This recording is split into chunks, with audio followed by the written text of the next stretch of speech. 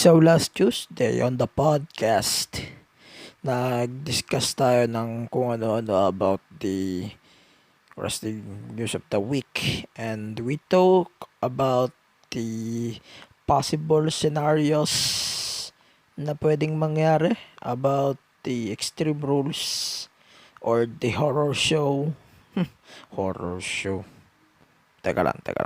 We discussed about the horror show thing, and gusto kong and it's time na rin to predict everything on its card. So let's start. Hindi tayo papatagal. First, dito na muna tayo sa Extreme Rules bago tayo tumungo sa Slammiversary. So first match of the card, maybe opener, it's gonna be Apollo Crews versus MVP. Apollo Crews is the current champion. MVP holds the new belt na may side plates. And my thoughts on the new title, wow, ang ganda. Ang ganda ng bagong belt na yun. Actually,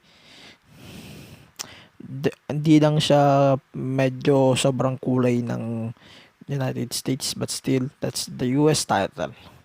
Alright, so for me, Apollo Crews needs to retain the title, in my opinion, kasi kailangan niya pa ng momentum. At saka kailangan niya rin ni MVP, na i-put over si Cruz to make it sense, alright? Sa story. Sana ma-put over talaga to ulit ni MVP para basta bibigyan lang tayo ng magandang laban. I wish this match is gonna be a if extreme gusto ko maging cheers match o kaya ladder match or even an I quit match. Okay, so ganun ang sistema. So next match on the card is Rey Mysterio versus Seth Rollins in an eye for an eye match. So the mechanics of the match is the match can be only won when one competitor extracts an eye of the opponent.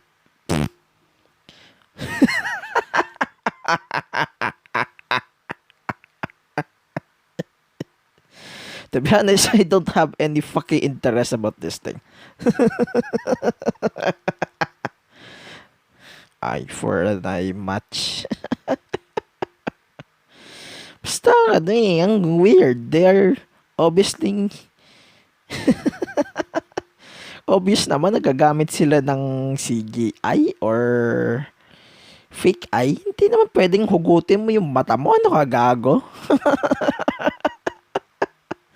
So for me, if I'm going to predict this thing, gusto ko manalo dito si Ray, if ever, na they are going to literally pull their eye. Yan ang goal eh. Kailangan hatakin yung mata eh. Hindi ganon. Hatakin yung mata nyo. Hindi naman pwedeng puputulin mo yung mata mo. Bulag ka nyan. Hindi pwedeng ganon. Kasi lokohan yan. Basta nakalagay extracts eh. Means aalisin. Diba? So, putulin mo. Back. Di ganon nga. Kung ganon nga mangyayari, di that's it. And then, next, 2 fillers. Actually, filler to sa akin, ha. It's gonna be Bailey versus Nikki Cross for the SmackDown Women's title. Para sa akin, filler lang to. Bailey is going to win this thing. And then, Asuka versus Sasha Banks. Yan, tama.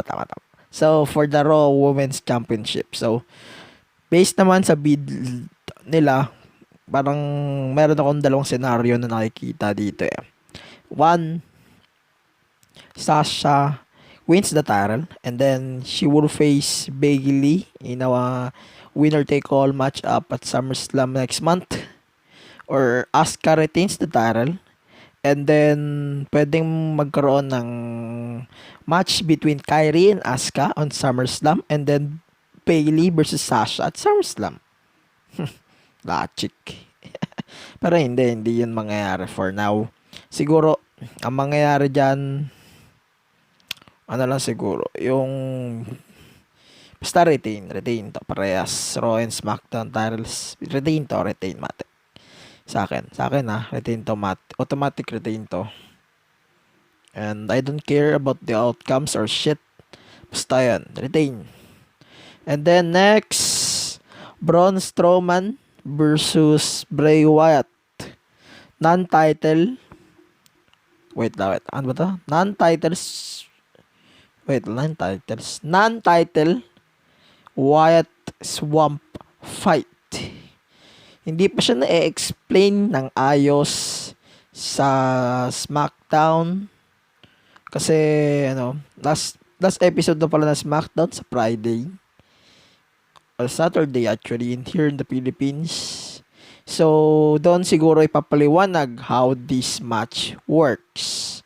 But, I'm sure, ito yung horror sa Extreme Rules. Ito lang. Kaya pinatay na yung pagka-extreme na tong pay-per-view na to dahil dito eh. So, if cinematic to, I'm not going to rate this shit. Hindi ko siya i-rate, alright?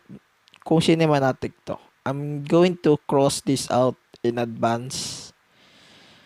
But feel ko Braun Strowman is going to win this thing, and then SummerSlam Bray Wyatt as the Fiend will beat Braun Strowman. Logic. And then for the main event, it's gonna be Drew McIntyre versus Dolph Ziggler in a to be determined match for the WWE Championship. So, may nagli-leak kasi sa mga pages last Monday na possible daw ang pipiliin daw na stipulation ni Dolph is a TLC match, Tables, Ladders, and Chairs match. So, hindi siya kinumpirm, hindi rin siya in-announce sa recent episode ng Monday Night Raw. I don't know why. Pero, ganun na nga. Pero, if magiging totoo yung Tables, Ladders, and Chairs match, sana lang, i-retire na nila yung TLC match sa December. Or, maybe, on the bare months. Kasi, alam niyo naman, magulo ang schedule ng WWE. So, yeah. So, for me, gusto ko manalo dito si Drew. I want Drew to win this thing kasi SummerSlam, obvious naman nakikita ko na rin na Drew versus Randy Orton yung isiset just to hype this thing over and over. Kaya ganun ang nakikita ko on the horizon. So, ganun na possible mangyari. And yeah. Yun. So, yun. Yun ang card ng Extreme Rules, the horror show. And I want to discuss the next thing. It's gonna be the Impact Slammiversary. Actually, I'm not going to discuss everything. I'm just going to discuss the main event and the possible predictions for kung sino yung huling participant sa Fatal 4 rating. So, it's gonna be a Trey Miguel versus Ace Austin versus Eddie Edwards versus a mystery opponent. So, para sa akin, if stable tong mystery to, pero ang inisip ko kasi dyan is either EC3, Eric Young, or other former world champions, maybe. And basta yun ang una kong naiisip dyan. And then, ang hirap eh. Kasi pwede ring Ace and Eights, pero hindi siya Ace and Eights. Basta yun na nakikita ko on the horizon that. Um, I'm going to explain the whole event na lang ng Slammiversary pag napanood ko na siya. On the review na lang. Sa review ko na lang siya i-explain how it works or ano yung nangyari, ano yung pwedeng mangyari on the event. So, yun na lang muna siguro. And then, yeah, gusto ko rin pala magbigay ng thoughts about Rusev. Rusev, sana magpagaling ka dyan. Positive daw si Rusev sa COVID-19. Or si Miro. So, yan. So, pagaling ka dyan, palakas ka lang. Tapos, gagaling ka din. Pabalik ka din sa promotions na kung anong gusto mong promotion na mapuntaan mo. So, yeah. Yan na. Tapos, sisingit ko pa ba? Ano ba pwede ko isingit? So, Fight for the Fallen. Predictions. Actually, it's not a prediction na. As halip, bibigay ko na lang yung prediction ko. Kahit i-preview ko siya sa Pride sa Monday, I don't care.